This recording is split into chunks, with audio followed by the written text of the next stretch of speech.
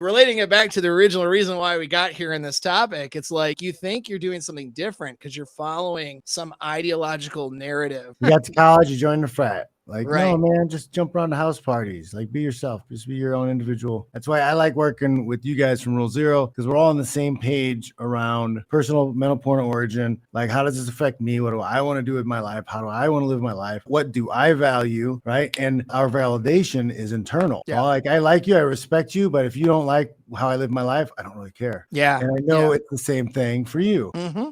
Right. Yeah. And that's what we're trying to do with everything we're trying to teach and give people is Right. you can do it your way. These are just tools. Oh, yeah. One thing to give props to Rollo Tomasi here on his first book, First Rule of Being on Your Own Mental Point of Origin. I was understanding of these things already. I was already doing my own thing, but he articulated that so well for dudes who are trapped in the social programming about relationships and how they should interact with women. Honestly, even living your own life. I can say I was a pistol. That's what I was told is when I was a little kid, right?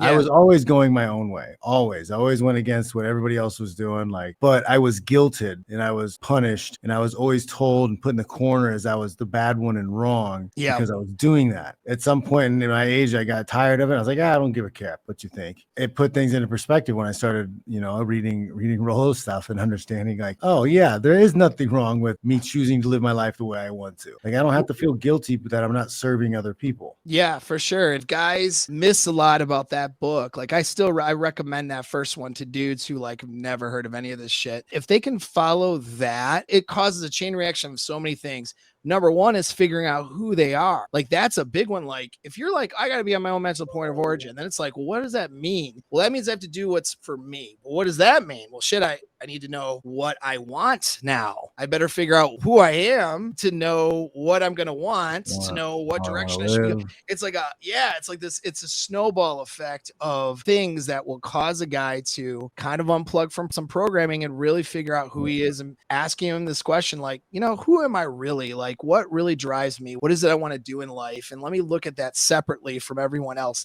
telling me what I should do. And then I start coming up with my goals and making decisions towards that. And now I'm on my own mental point of origin. And then if I have a girl in my life, she's got to come into this program. That puts me in a leadership position now. And then the girl trusts him more because he's showing competency, knows where he's going. She's like, well, shit, this guy knows where he's going.